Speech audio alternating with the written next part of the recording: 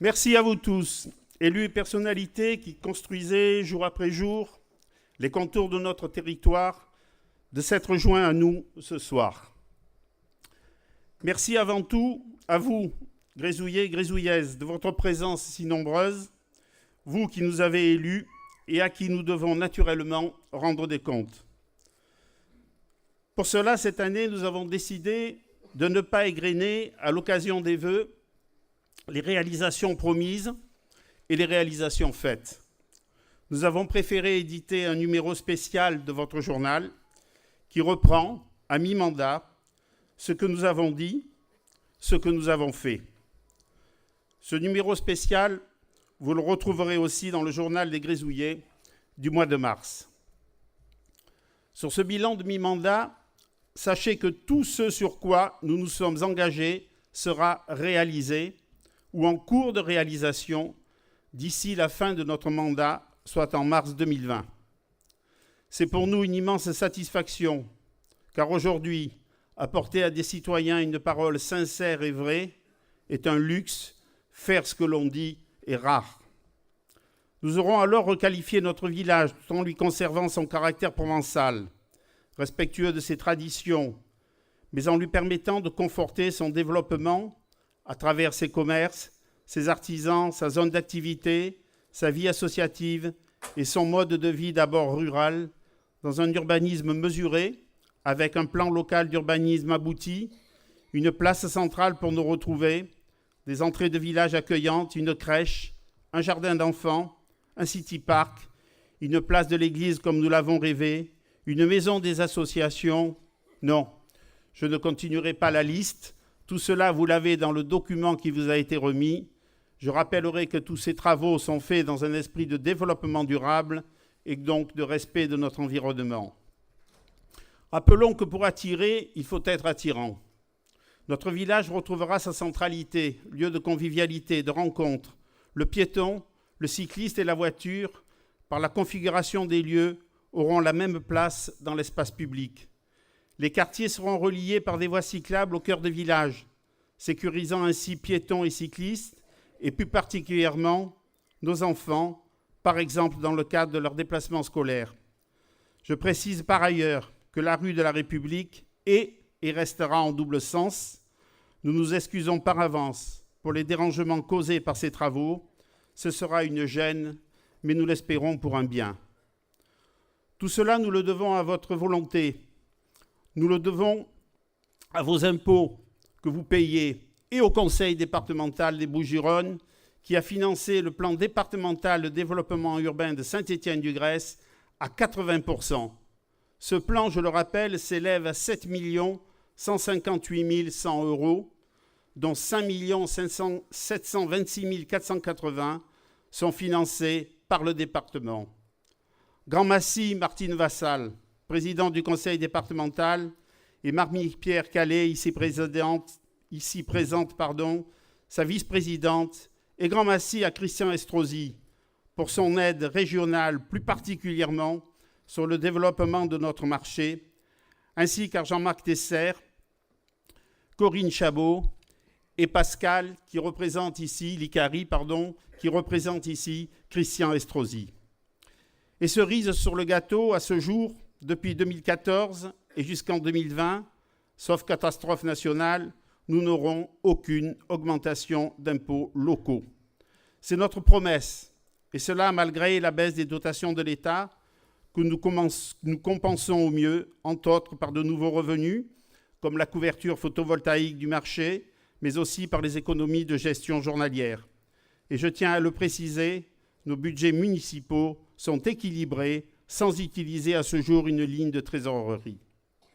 Au-delà des grands travaux, nous avons développé aussi un programme de travaux de proximité au service des Grésouillés que vous retrouverez dans le même document qui vous a été remis.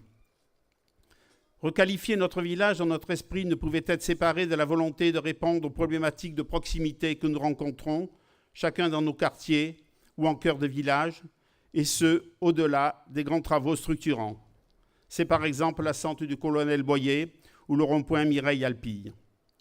La sécurité avec 27 caméras opérationnelles à ce jour et la sécurisation de nos écoles dans le cadre du projet Centre-Ville restent présentes à notre esprit.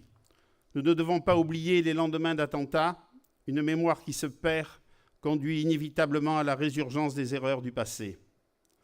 Une deuxième vague d'installation de caméras se fera aux entrées et sorties de ville et dans nos quartiers, de même que notre école sera particulièrement sécurisée par une enceinte spécifique fermée, et ce, à la demande du ministère de l'Intérieur. Nos communes ne sont pas des monuments historiques, bien au contraire. Ce sont des organismes vivants qui évoluent, qui se transforment ou se rétractent. Nous devons avoir de nos communes une vision dynamique. La mutualisation, le regroupement est stratégiquement une nécessité économique. C'est une voie de rationalisation de la dépense publique dans un univers où l'argent public se fait de plus en plus rare.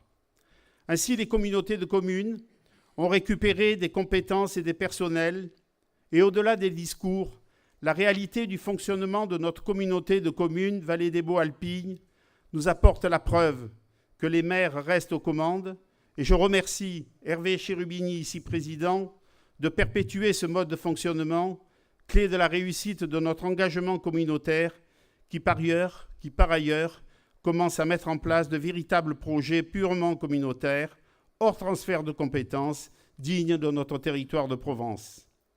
Il en est de même du fonctionnement du pays, sous l'autorité de Michel Fenard, qui a su mener à bien son schéma de cohérence territoriale, dont la commission compétente a été présidée avec clarté et fermeté par Bernard Henès. Ce projet construit un territoire qui comprend nos 3 communautés de communes, communauté de communes Vallée des Baux-Alpines, Terre de Provence et Cros-Camargue, autour de plusieurs thèmes, l'économie, le transport, l'agriculture, l'environnement, les énergies renouvelables. Et cela pour un territoire actif, attractif et qualitatif. Ce territoire, c'est notre Provence. Mais sans le département, que seraient financièrement aujourd'hui ces territoires ? En effet, dans sa volonté de restructuration de nos institutions, ceux qui nous gouvernent ont fait des erreurs que nous ne pouvons accepter et qui doivent être le fondement des combats que nous avons à mener dans les mois à venir. En affaiblissant les départements au profit des métropoles, on a multiplié les erreurs de diagnostic, compromis les chances d'une bonne partie de la population française dont nous faisons partie. En restreignant les départements à une peau de chagrin, on prend le risque d'envoyer à ses habitants périphériques un message négatif.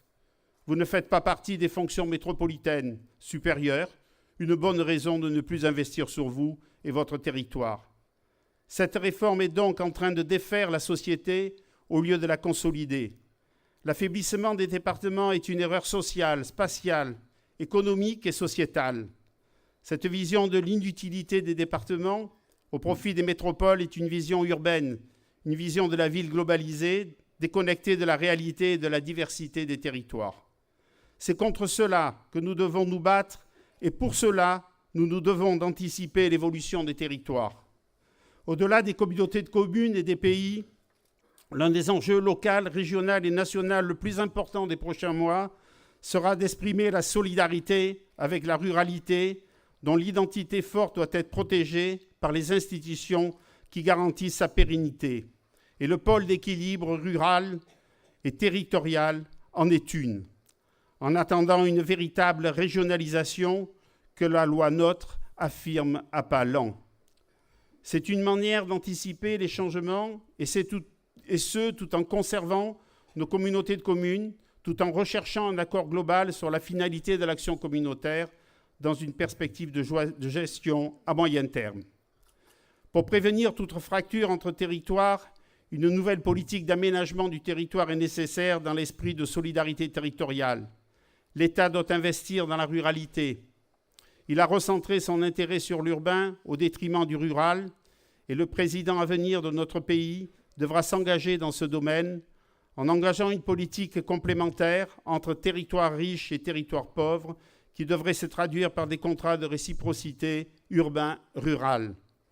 Les régions ont d'ailleurs dans ce domaine un rôle éminent à jouer dans le cadre de leur schéma de développement économique. Personne ne peut s'exonérer de faire vivre une véritable équité territoriale, surtout quand les moyens des départements sont à nouveau réduits et leur suppression souhaitée. La nouvelle ruralité est diverse et complémentaire de l'urbain. Les contrats de ruralité peuvent apporter des réponses à cette notion et il nous faudra au plus vite une politique européenne pour la ruralité. La commune restera alors un maillon fort de la chaîne territoriale.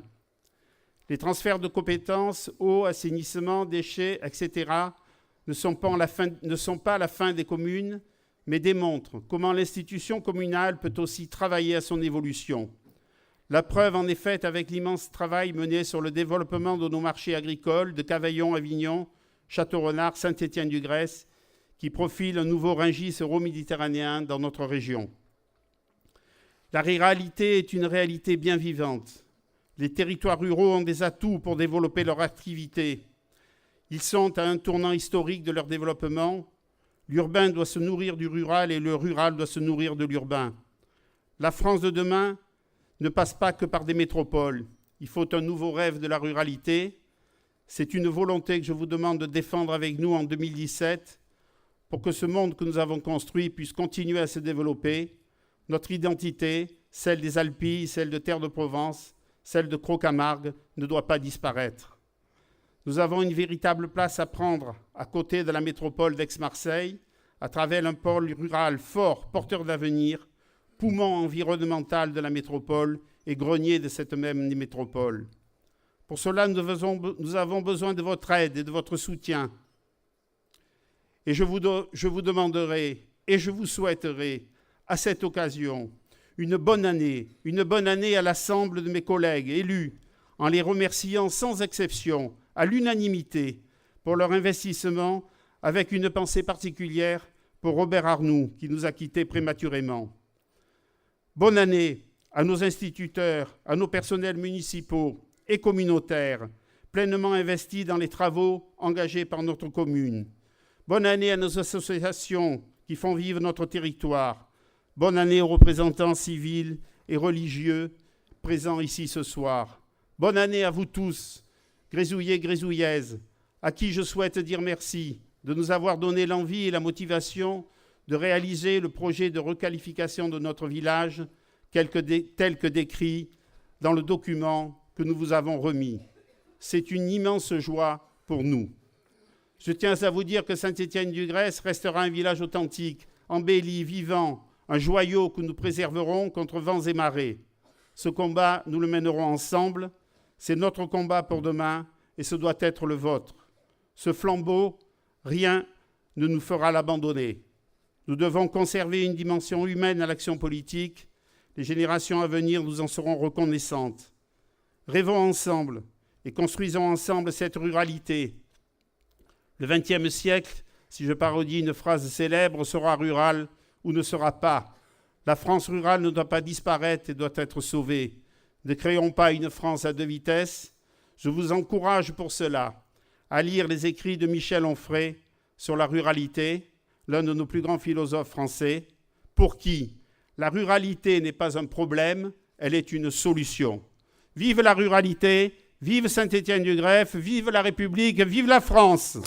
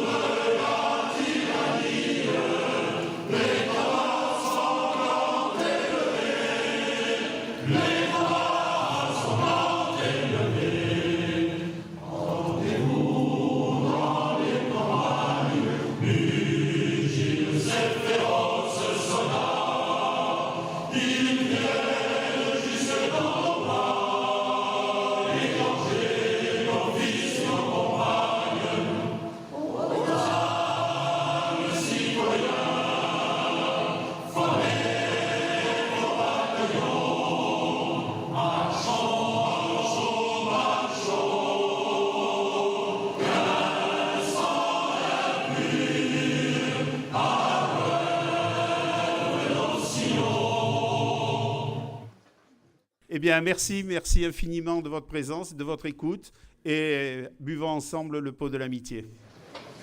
Merci.